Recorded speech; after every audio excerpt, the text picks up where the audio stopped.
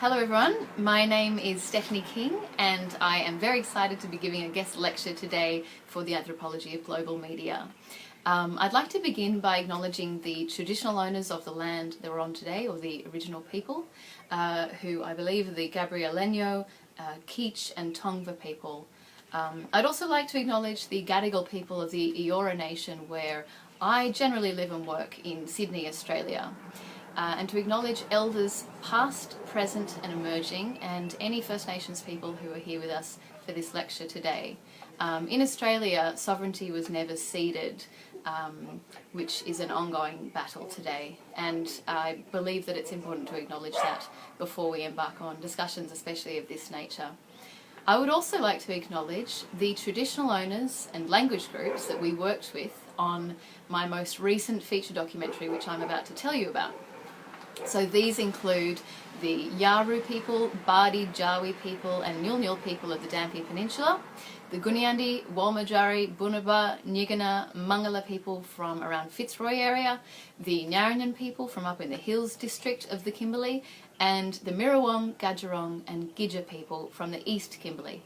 So the area that I'm talking about is the Kimberley, which, if you imagine a map of Australia, and you imagine Western Australia, which is roughly a third of the country, the Kimberley is the northernmost part of that area, so everything above the Tropic of Capricorn. Please do look it up on a map.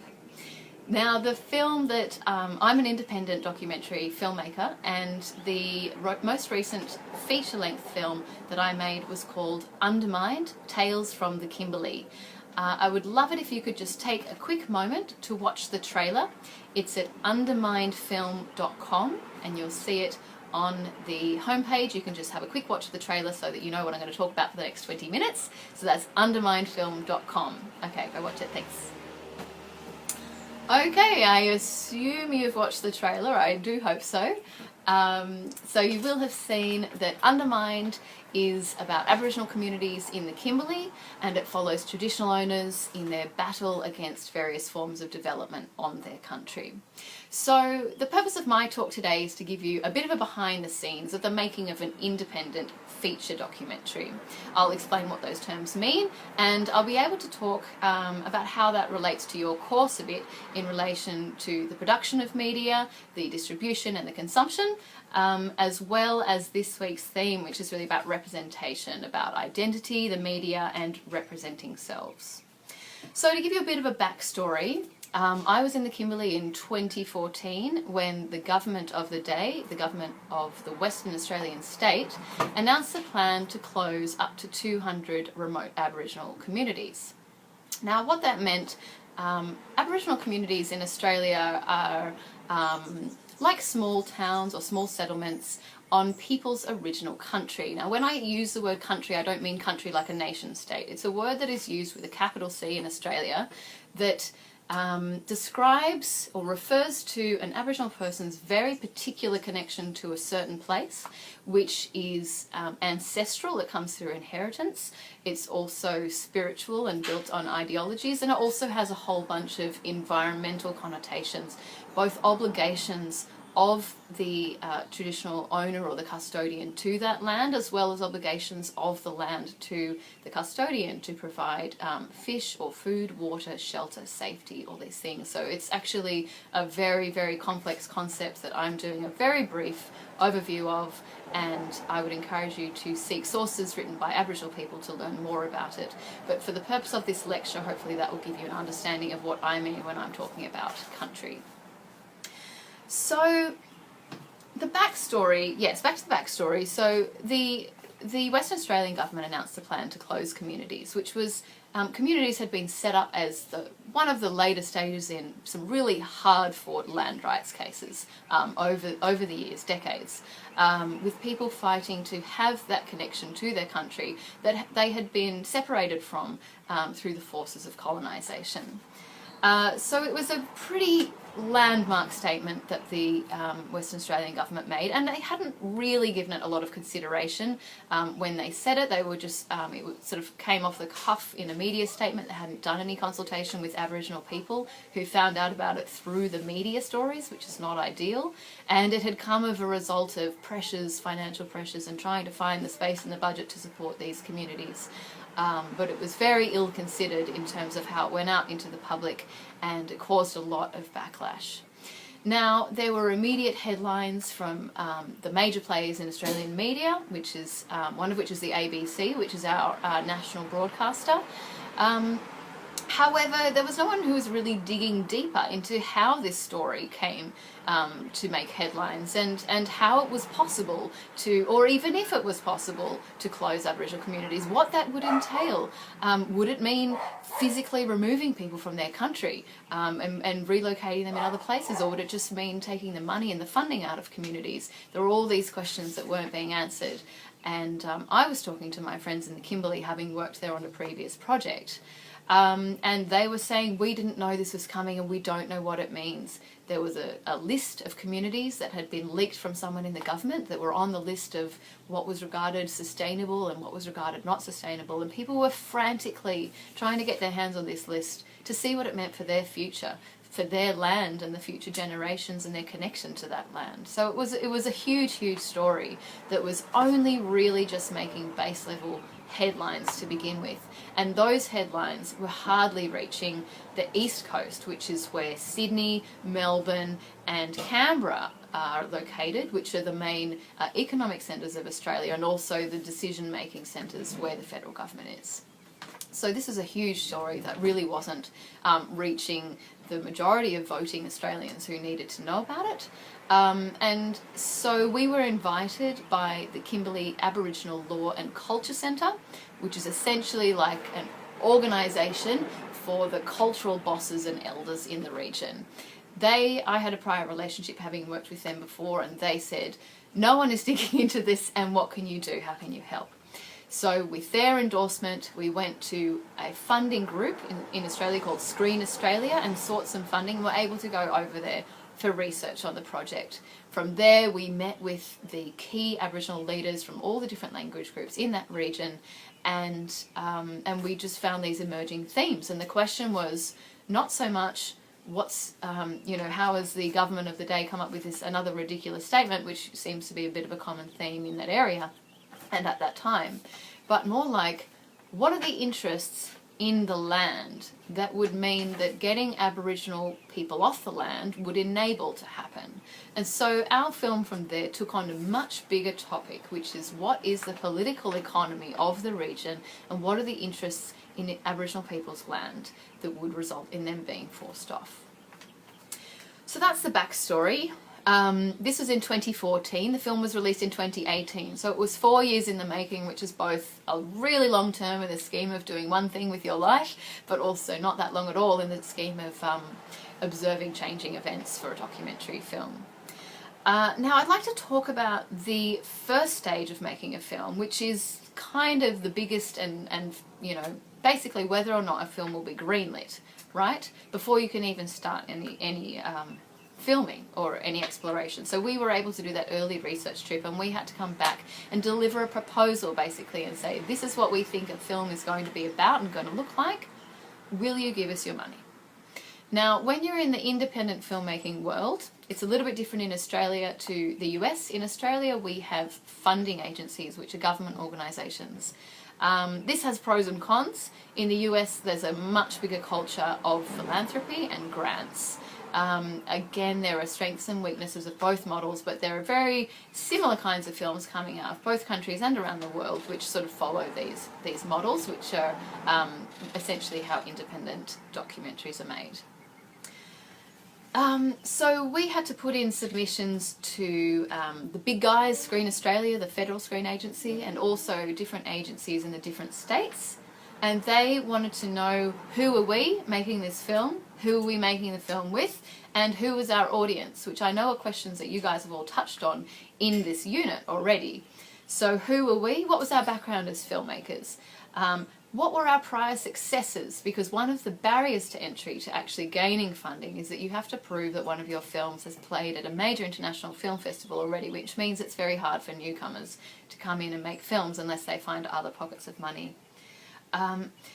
It also means you need a certain level of literacy, and I don't just mean reading and writing, although that is a major part of putting together a grant submission, but it's also financial literacy, being able to put together budgets, and also a certain level of being able to navigate all the different rhetoric and criteria in a bureaucratic system like this. So there is a certain amount of privilege that I would like to acknowledge that is inherent in the kinds of people who are supported to make these films. And I'm really glad to see there's a big shift away from that and a lot of advocacy at the moment to support underrepresented filmmakers who are still emerging. And that is a very necessary change that needs to continue to be made. I'm just sorry about that helicopter. We're in LA after all. So, the other thing to consider when you're making a film, or when you're thinking about the making of a film and how it came to be, is what was the agenda? Now, when you think about what I've just described in terms of financing, you might be financed through government grants, as we were. Now, these government agencies are, in theory, what they call arm's distance. So I'm sure you're wondering how we're making a film criticising the government with government money, and that is a very valid question. So these organisations are arm's distance. Now, whether or not, which means that they make decisions, they operate autonomously from the actual government and whoever is in government in that day. The government can still increase or decrease their funding, but they do have the right of say over who gets the money, and that organisation is basically a bunch of film specialists and arts administrators. It's not to say they're not without their own issues, but they are separate from the government. But that's not to say that pressures didn't come down during different points in our filmmaking process, which is a topic for another day. But the reason I'm telling you all this is because I want you to really think about this term, independent. What do we mean when we talk about an independent film? Now, traditionally it just meant outside of the studio system, but in the current context, where you have these mini studios emerging. I think Fox Searchlight was once regarded as independent, but then as these things grow, there's a question about what independence means. Now, with our film, we didn't have a previously existing production company even, so we were truly independent, but that's not to say there weren't strings attached to our finance, and every film has to have finance from somewhere. A film like ours, for example, had a budget of 700,000 Australian dollars, which is roughly 500,000 American dollars. That's a relatively modest budget in this world. So you do always need to ask the question, where did this money come from? Now, one of the most independent models of filmmaking of this nature, of filmmaking of this nature, is when people find the money themselves. Now, you could argue that that would make a film more independent than any other if the director or the producer has actually found the money themselves. But you also have to ask the question, if someone has a spare $500,000 in their pocket to make a film that is free of all these additional stakeholders, who are they and how have they arrived at that wealth? What is their level of privilege, and what is their agenda in taking on this kind of story? So moving along, it was very important for us. Our agenda, our motivation was to amplify the voices of Indigenous people and traditional owners living on country in the Kimberley. That was very clear for us from the outset. We wanted to counter the negative stereotypes that pervade the Australian mainstream media of the dysfunction of Aboriginal communities, which is the dominant story in the discourse. So we really wanted to counter that with stories of resilience and strength and richness of culture, which all exist in the Kimberley and nobody knows about. It's such an incredible place. And there isn't, no one gives a time of day in the mainstream media. So we wanted to amplify these voices that are underrepresented in the mainstream media and get that message out about the threats to Indigenous country to the rest of Australia. We formalised this through a consultation framework that we designed. We wanted it to be very clear that this project was led by Aboriginal people and communities. So we actually came up with what they call an MOU, a Memorandum of Understanding, which is basically an informal agreement with that group I referred to earlier, the Cultural Bosses Organisation, which is called Kimberley Aboriginal Law and Culture Centre. We also brought on a young and emerging Indigenous filmmaker as a producer on the film, who was able to guide us in all the sensitive cultural decisions through the edit process. And we also we also designed our own consultation framework for the making of the film, which included cultural awareness training that all the crew had to be part of, as well as being driven by principles of listening and integrity and constant feedback at all stages of the filmmaking process, which is not actually very common in documentary space. Usually the director and producer want to maintain like 100%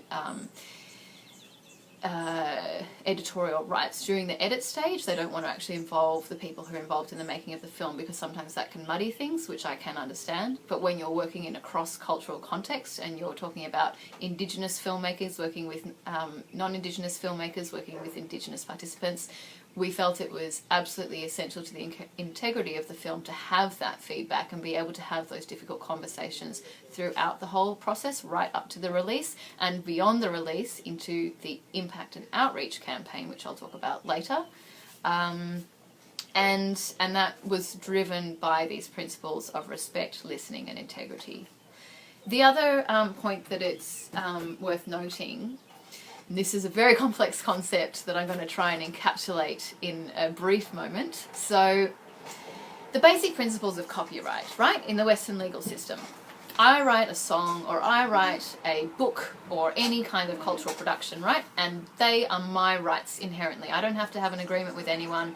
I own the copyright for the material that I produce. That is how copyright works. Now, when you're talking about in an Aboriginal Australian context, you might have a story, for example, that has been handed down over generations. You've got to remember that Aboriginal societies in Australia have existed for over 60,000 years. It's the oldest continuing culture in the world. So these stories are very, very old. They might involve a whole language group. They might involve multiple language groups. When I refer to language groups, you might say nation here. And they might just be owned, the stories might be held by a particular family. There are all different models, but very, very rarely is the ownership in the Indigenous law, very rarely is the ownership individual. More commonly it is communal. Now, in Western legal frameworks are built on individual rights, not on communal rights. So that is something that is inherently a conflict between what they would call whitefella law and blackfella law in Australia. So when we talk about law, we're not talking about law, L-O-R-E, folklore. We're talking about law as in a very advanced legal system that exists in Aboriginal societies all around Australia, in every different nation, of which there are over 200. And they have their own legal system. They have their own rules by which people must abide, and their own system of punishment if those rules are broken. Now, this is a constant conflict, the whitefella and blackfella systems of how law is administered, and this makes these things really complicated when you're talking about something like intellectual property, and you've got Western legal frameworks. Now, white settlers came in the late 1800s to Australia, and we weren't a federated nation until the early 1900s. So that's, pretty recent in the scheme of things when you regard a civilization and a cultural history that, an Indigenous cultural history that lasts over 60,000 years. So this conflict between two laws is something that constantly comes up with cultural production. And we wanted to reflect that in our own set of protocols for ourselves. So we acknowledged Indigenous cultural intellectual property, which is an emerging area in IP in Australia. And that really recognised that even though we were the filmmakers and we were producing the film, which would by definition mean we owned the rights, that we were acknowledging that Aboriginal people still held the rights to their own stories that were shared through the making of the film. So, to quickly give an overview of the filmmaking process, so we did 6 shoots over 4 years, which was pretty huge. We're talking covering huge areas in remote Aboriginal Australia on dusty red roads, mostly not bitumenized, lots of busted tyres and sleeping in swags. Now, for those of you who don't know, which I'm assuming is 99% of you, what a swag is. A swag is a particular Australian invention up there with Vegemite.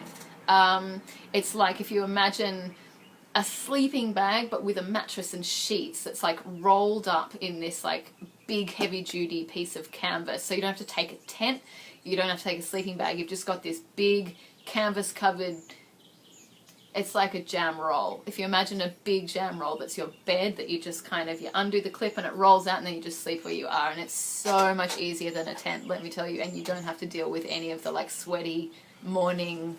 It doesn't really protect you that well sometimes from creepy crawlies, but that's a topic for another conversation. So we did this over 4 years, and in the meantime we were obviously in the edit. Now, you know, in a typical film you do the shoot and then you do the edit. In a documentary you're shooting and then you're editing and then you're shooting and then you're editing. You figure out what bits you're missing and you're trying to fill in the gaps, because at the end of the day you still have to tell a story like a fictional film does.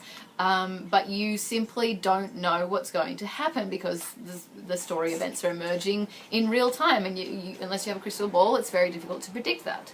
So we shot hundreds of hours of footage, and we're making a 90-minute film. So what does that mean? Let's say we shot 100 hours of footage. That's 600 minutes, and we're going to use 90 of them.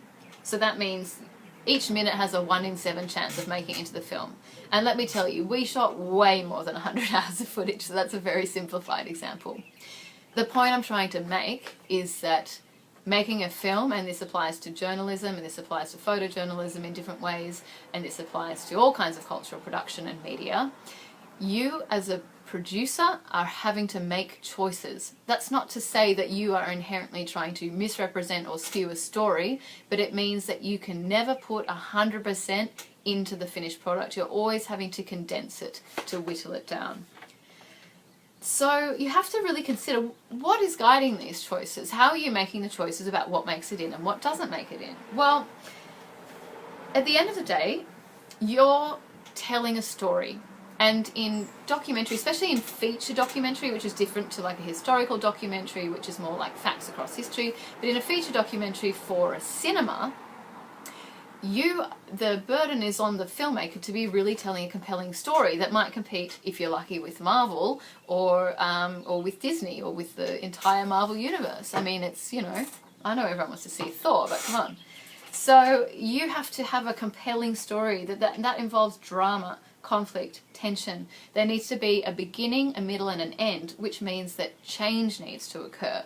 So if you're following, you know, your main characters in your film, real life people, for change to happen in their life, that takes time. You're just sitting there and sort of waiting, and you know, you have an agreement with them where they're happy for you to see what's going on in their lives, and you don't know how it's going to play out, and that really sets certain conditions for making a film.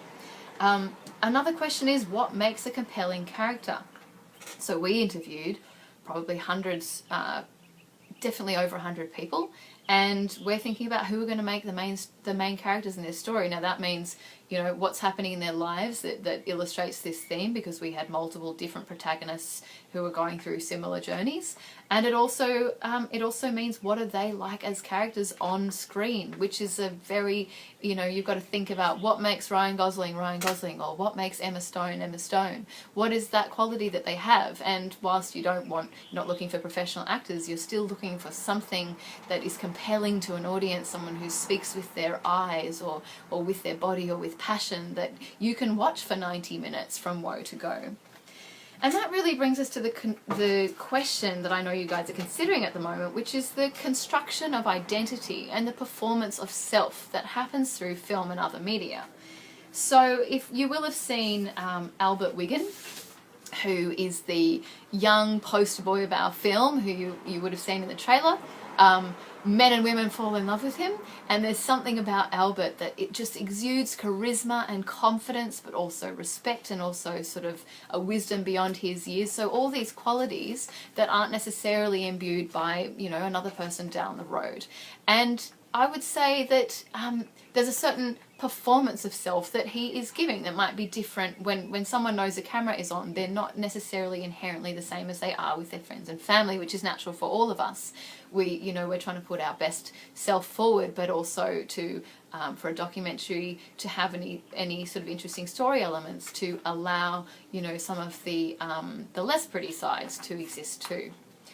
And all of this feeds into this question of the representation, particularly in a cross-cultural context with Indigenous and non-Indigenous collaborators working together. How are we approaching this question of representation?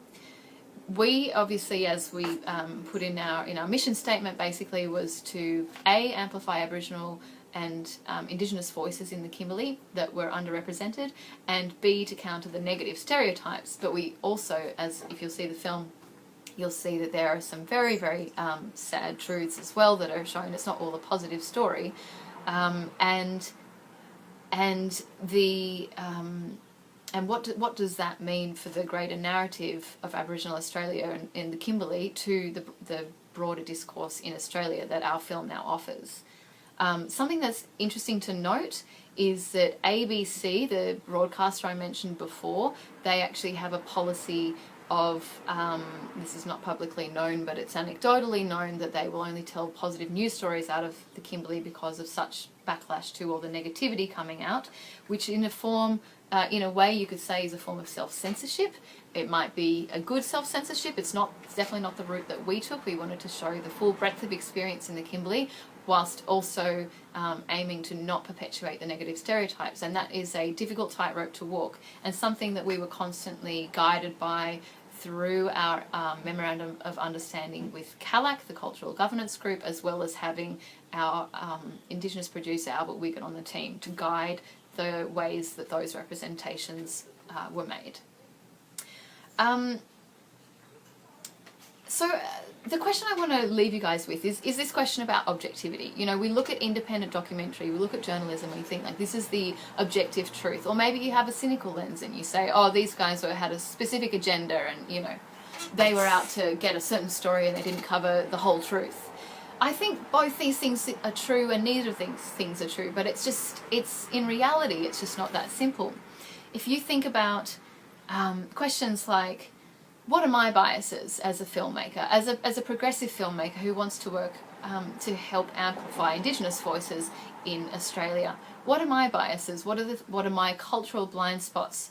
Where are the limits of my understanding? There are certain elements of Aboriginal culture that are sacred and not to be shared with white people, and that's actually acknowledged at multiple points during the film, where the characters break the fourth wall, if you know that expression, as in they acknowledge that that this is a film, it's not just real life, and they say, well, you know, I can't tell you because you're white, I can't tell you about this this part of my story. So we try to include that in the film to remind our audience, who are consumers of this cultural product, to, you know, that a film at the end of the day is still a form of construction of real events, because it's only 90 minutes and it can't possibly encapsulate 4 years worth of activities.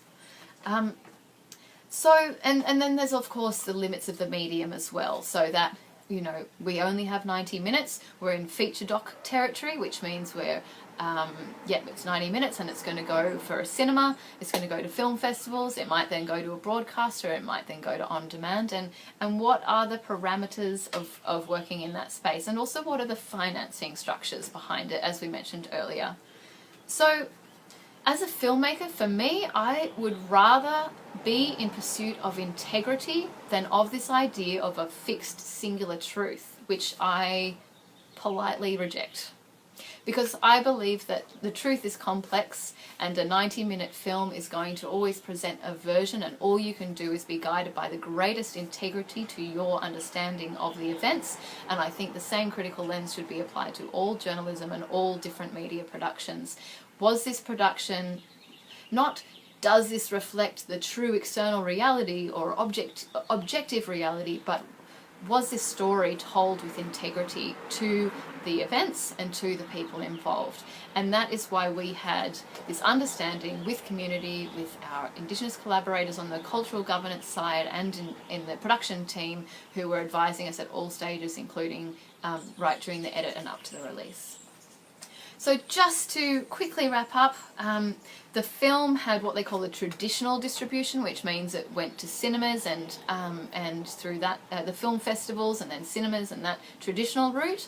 And then it also had a non-traditional release, something they also call alternative pathways to audience, which means finding your audience through digital means, through new media, and through community outreach, reaching out to organisations who have allied interests in your subject matter, and I think something you guys might have learnt about is the broadcast model versus the narrowcast model. So broadcasting being spreading one message out to the world through all the major broadcasters and the big players, mass dissemination, and some people will be interested and some people won't be interested.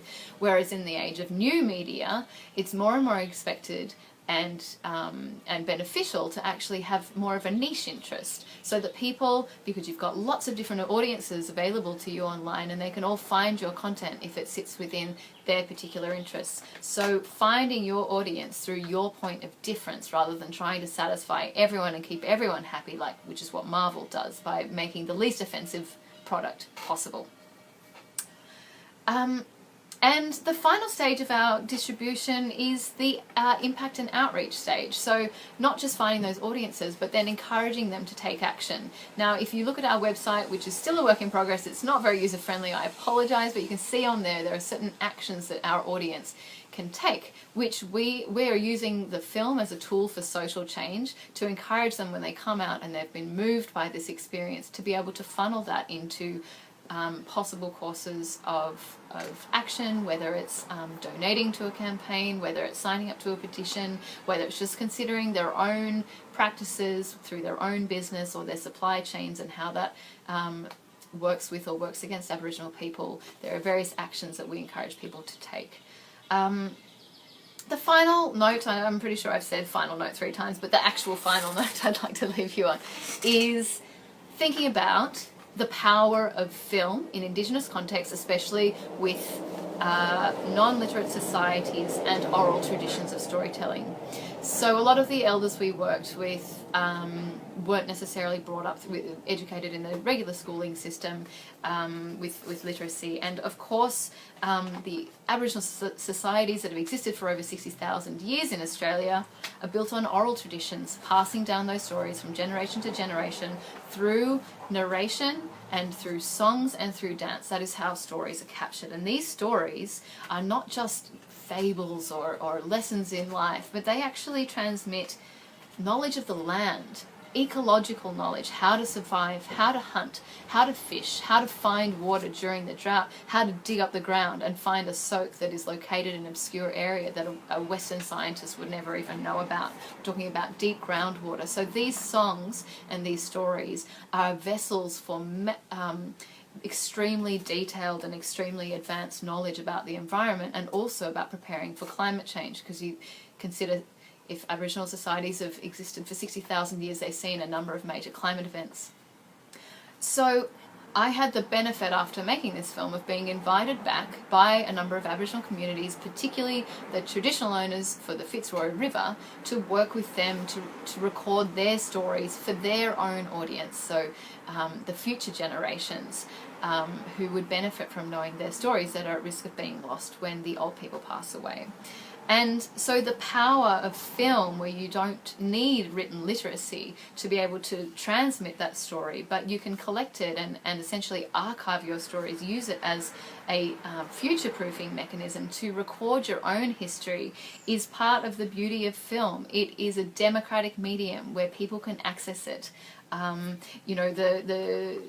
drop-in cost of film equipment, or the ability to even film something on your phone or your iPad, which is what I'm doing right now, has made access to filmmaking so much more available to so many different groups of people. And it's also enabled them to find online communities in other parts of the world. You know, First Nations people in North America who have suffered from very similar results of colonization and Western settlement, and are able to share stories and stories of resilience, and learn from things that have worked and things that have not worked in various land rights movements around the world. So I do think it's a tool for social change, although you need to keep in mind who's coming up with the algorithms that is filtering what you're receiving in your newsfeed. Who's coming up with the algorithms that are filtering the information that you're sourcing through your search, whether that's with Google or another provider.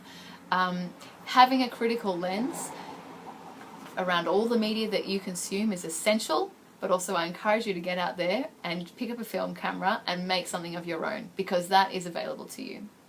Thank you. I hope this has been of some benefit to you guys, to see a case study of a film that sort of speaks to a lot of the themes you're learning about. And please do let Stephen know if you have any questions. I'd be really happy to answer them, and I wish you all the best with your studies.